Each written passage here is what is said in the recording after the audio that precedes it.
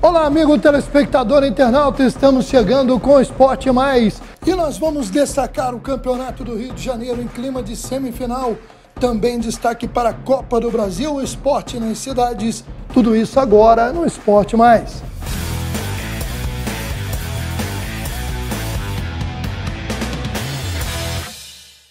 Bom, iniciando mais uma semana, agradecendo a sua audiência e a sua companhia, né, sempre nos canais e plataformas que transmitem o Esporte Mais. E a gente já começa falando da expectativa para o clássico de domingo entre Vasco e Flamengo. A gente vê imagens do treino do Mengão, que se reapresentou na quarta-feira após uma folga na terça, já que o jogo foi disputado na segunda-feira à noite. E nesta quarta-feira, o lateral Felipe Luiz participou sem limitações da atividade junto ao grupo, enquanto o zagueiro Davi Luiz fez trabalho à parte. Também os laterais Wesley e Varela estavam em transição, realizando o treino à parte. Um outro que segue trabalhando firme é o Bruno Henrique, que vem dando total atenção à preparação física para retornar aos gramados em boas condições. O técnico Vitor Pereira deve contar com todos os principais jogadores do momento e a expectativa de carimbar a classificação para as finais do Campeonato Estadual no jogo contra o Vasco, já que agora o Flamengo joga pelo empate. O Vasco precisará vencer, mas vale lembrar que caso o Vasco vença, o classificado é o Vasco, que joga por 2 resultados iguais. Bom, vamos conferir um trecho do que falou o zagueiro Fabrício Bruno, que acabou sendo o herói da partida do primeiro jogo da semifinal, ao fazer o terceiro gol naquele difícil 3-2 entre Vasco e Flamengo. E o Fabrício Bruno falou sobre, inclusive, a questão de marcar esse gol tão importante. É uma coisa que eu até me cobrava muito, né? Eu lembro lá em 2016 no Cruzeiro eu fiz um gol, em 2017 eu fiz 2, em 2018 eu passei em branco. Acabei até fazendo um gol, fiz 1 em 17, 1 em 18 com a Chape. 19 passei em branco no Cruzeiro. E eu ficava assim, né? Num clube eu fiz 1, no outro eu fiz 2, no Red Bull eu fiz 3. E aqui eu tinha feito 4, falei, não posso parar aqui, não pode ir assim de clube em clube. Então eu vinha trabalhando, vinha me dedicando, eu acho que eu fiz 1 ano de clube agora, 9 de fevereiro, e praticamente 1 ano de clube ter 5 gols, então é uma marca muito importante para mim, é fruto de um trabalho que a gente vem fazendo, não só eu, mas também coletivo, todo o meu staff por trás, todo o clube, então acho que nos 3 primeiros meses do ano, 3 gols e com fé em Deus e muito trabalho, com certeza daqui para frente vai sair muito mais outros gols com o manto. Pelo lado do Vasco, vamos ver o que falou o técnico Maurício Barbieri após a derrota no primeiro jogo. Ele falou da perspectiva para o jogo da volta e respondeu também sobre o erro do zagueiro Capasso, que acabou sendo determinante na vitória rubro-negra. Olha, o Vasco precisa vencer esse jogo. Difícil responder. Minha cabeça agora está na quinta-feira. Eu entendo a sua pergunta. Eu acho que tem a ver também com a hierarquia, com o nível dos adversários, com aquilo que eles apresentam. Então, nesses grandes jogos, a gente, claro, tem uma disputa a princípio mais equilibrada. Os adversários conseguem jogar a gente um pouco mais para trás. E a gente tem, pela avaliação que a gente faz, tomar alguns cuidados com algumas coisas, tal. Não que contra o Trem e o Boa Vista a gente não tenha, mas a avaliação que a gente fez era tipo de entrar de outra maneira, explorar e levar vantagem. Eu acho que no momento oportuno, volto a dizer, depois de quinta-feira, agora o foco é em quinta-feira, a gente vai rever, analisar bastante, ver com calma aqui o que aconteceu e procurar entrar com uma formação, com uma estratégia, com um sistema que nos permita vencer o jogo no domingo. A gente precisa de uma vitória simples e é isso que a gente vai buscar.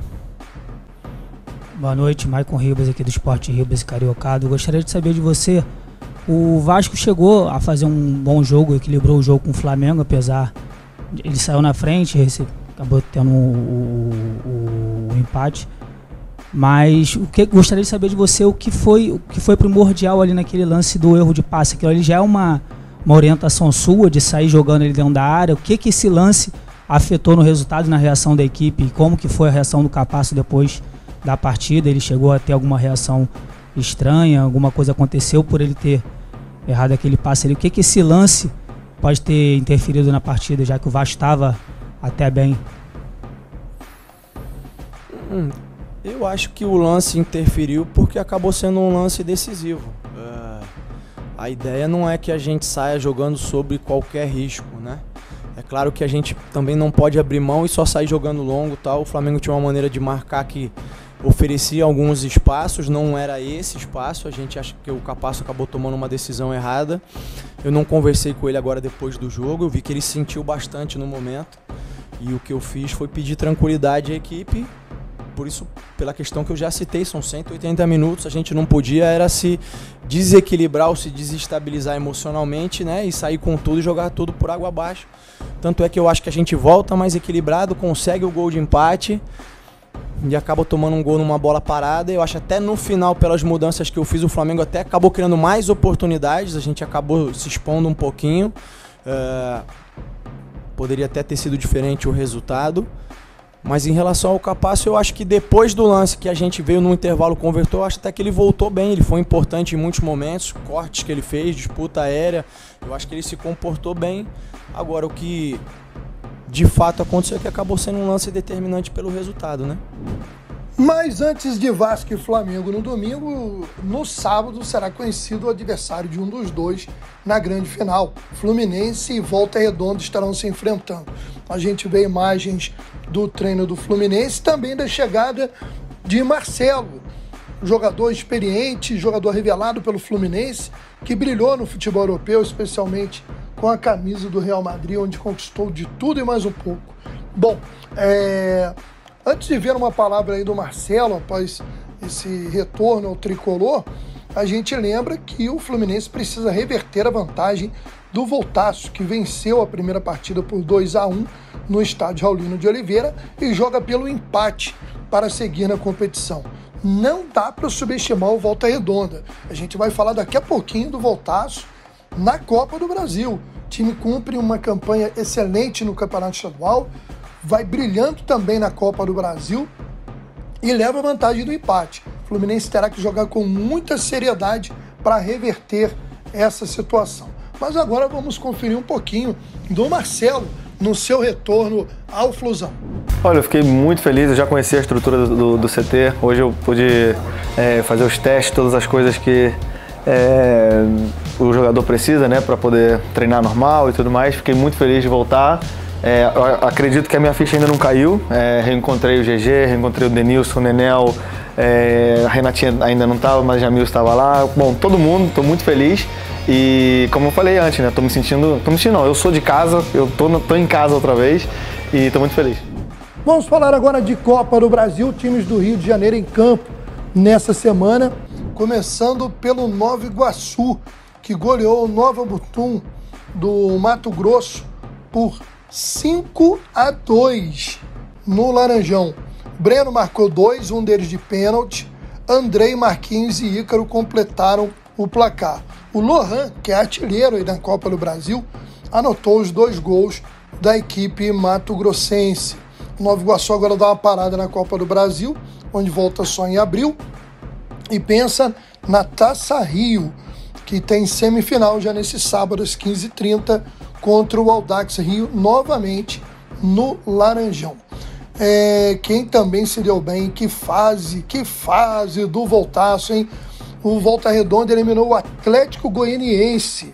O Felipe Viseu chegou a fazer 1-0 para o Atlético Goianiense, o conhecido Dragão, mas o Berguinho empatou para o Voltaço. A disputa foi para os pênaltis e o Volta Redonda venceu por 5-4, embolsou mais R$2.100.000 e agora se prepara para jogar nesse sábado às 16 horas contra o Fluminense, podendo jogar pelo empate.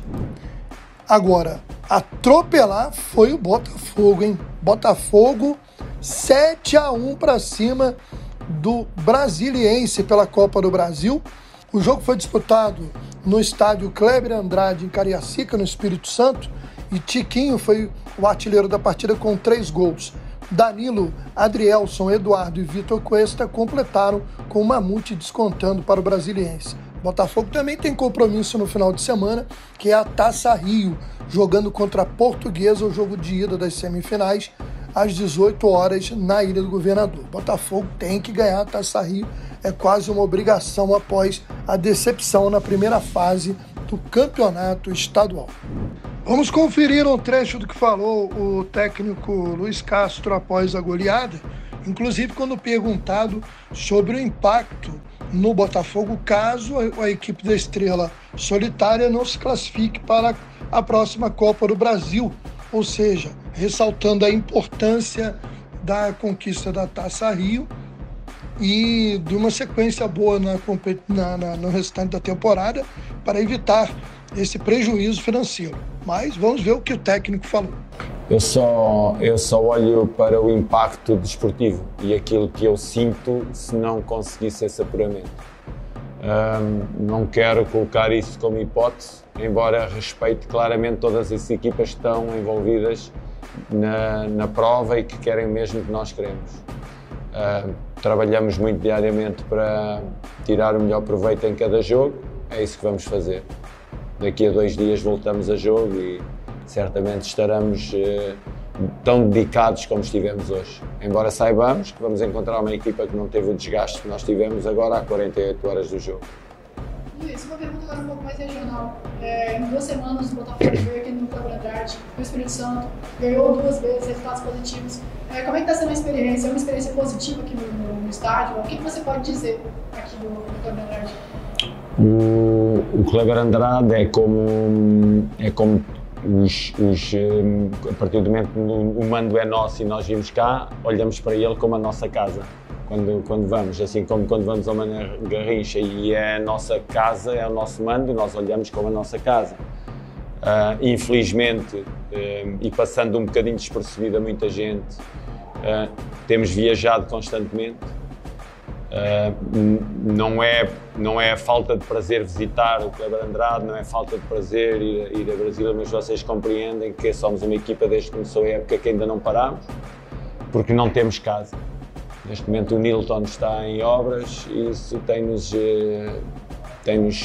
mandado por caminhos de grande desgaste, mas é um prazer vir aqui a Cleber Andrade e vir encontrar torcedores do Botafogo que teriam mais dificuldade em nos ver de perto se nós não viéssemos cá. Portanto, missão cumprida, não só de passagem de eliminatória, como de visitar quem gosta de nós. Bom, vamos falar agora de esporte das cidades, que é a Copa Rio Sub-16. Bom, a gente traz aí na tela a tabela da Copa Rio Sub-16 de futebol, promovido pela FERJ, a Federação de Futebol do Estado do Rio de Janeiro, com a participação de 12 clubes, entre eles o Magiense, e também as equipes do Vasco, Botafogo e Fluminense. O Magiense perdeu na rodada passada por 5-1 para o Botafogo e não tem uma missão muito simples para se recuperar, não. Nesse domingo, 10 horas da manhã, joga no estádio Nivaldo Pereira contra o Vasco da Gama. Mas como temos falado, a participação do Magiense em si e a possibilidade de revelar algum desses garotos da região já é um avanço muito grande para o Verdão da Baixada. E agora a gente destaca uma matéria muito bacana vindo de Rio das Ostras com a repórter Cíntia Rocha, da Comunicação Social do município. No próximo sábado, dia 18, a Prefeitura de Rio das Ostras inaugura o Projeto de Vela. Toda a população está convidada para participar desse momento tão especial para a administração municipal. A inauguração vai acontecer aqui na Praia do Centro, na Guarderia dos Barcos, próximo à Fundação Rio das Ostras de Cultura. Nós contamos com a sua participação.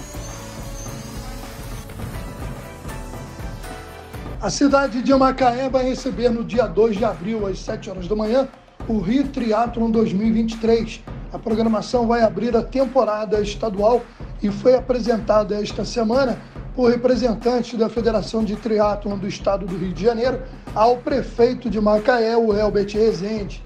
O evento é uma iniciativa conjunta da Secretaria Municipal de Esportes junto com a Federação.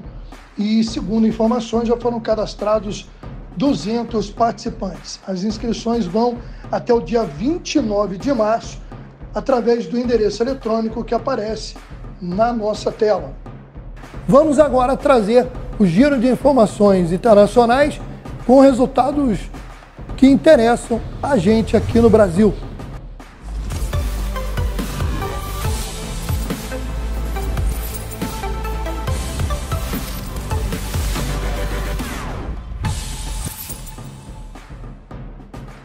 E E a bola rolou também pela Taça Libertadores da América com classificação de time brasileiro.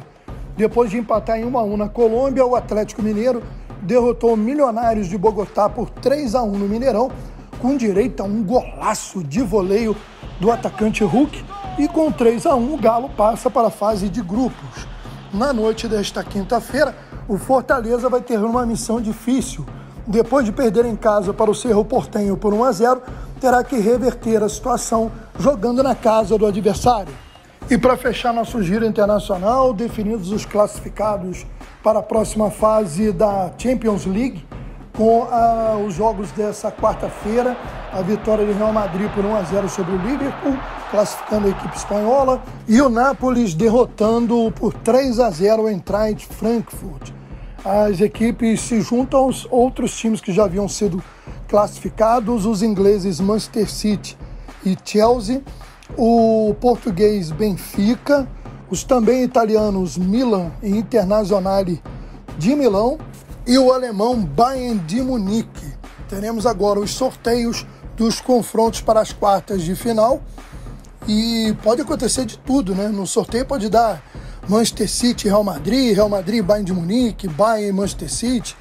Teoricamente seriam os 3 times hoje considerados favoritos. Não dá para menosprezar, por exemplo, o Napoli.